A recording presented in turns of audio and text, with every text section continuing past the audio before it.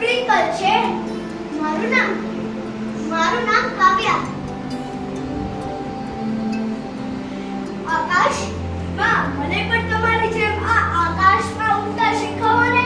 હા હા, હું જરૂર શીખવીશ. આ આકાશ તો આપણી દુનિયા જ છે ને. જો આ તારી નાની નાની પાંખોને લાંબી કર અને પછી જોરથી ફફડાવ અને હવે કૂદાકો માર.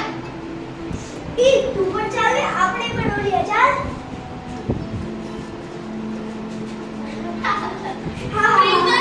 હજી તો તારે ઊંચે ઉડતા શીખવાનું છે. અરે મારો પણ આવા માટે સળી લેવા નથી જવું. હા હા, જવું છે ને.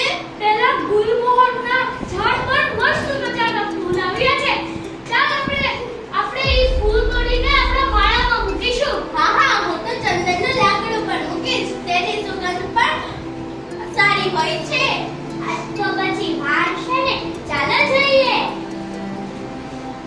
માં, હું તમારી રાહ જોઈશ. હા હા, અને ઊંચે ઉડવાની કોશિશ કરજે. હા હા હા. અરે આપણો પૂરો સ્વચ્છ આકાશ આટલું રંગીન કઈ રીતના થઈ ગયું? આ મારી આંખમાં કઈ પડ્યું લાગે છે. અરે શું થયું? મને કશું નથી દેખાતું. અરે આ તો આપણા જેવા જ લાગે છે, પણ આપણા જેમ પક્ષી નથી લાગતા. તે કેટલા ચમકીલા છે અને રંગબેરંગી છે. અરે સામે જો, ઝાડ. મને તો નથી દેખાતી. અરે તું તારી ડાબી પાંખની તરફ મૂડ અને હવે સીધું જાજે. અરે સામે જો, એક નહીં અનેક ઝાડ છે. અરે વાળા, મેં સ્પ્રિંકલને આવતી વખતે કીધું હતું કે ઊંચે ઉડવાની કોશિશ કરજે. અગર એને કંઈ થઈ ગયું તો ના, સ્પ્રિંકલને કંઈ નહીં થવા દો. અરે તું કઈ નહીં જાય, અહીં જ થામ. ના, મારે જવું જ પડશે. અગર સ્પ્રિંકલ દોરો આવી ગયો તો મારે ઝડપથી જવું પડશે. આ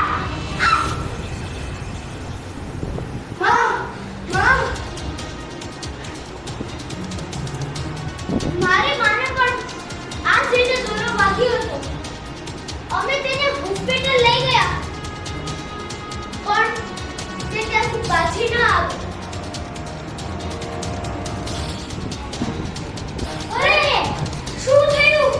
પેરીને શું થયું? પેરી તને ના પાડી હતી ને જવાની. આ શું થઈ ગયું તને? અમે માણસો ઉત્તરાયણનો તહેવાર ઉજવીએ છીએ. એમાં 2 દિવસ પતંગ ચગાવીએ છીએ અને પતંગને મજબૂત કરવા તેમાં કાચ નાખેલો હોય છે.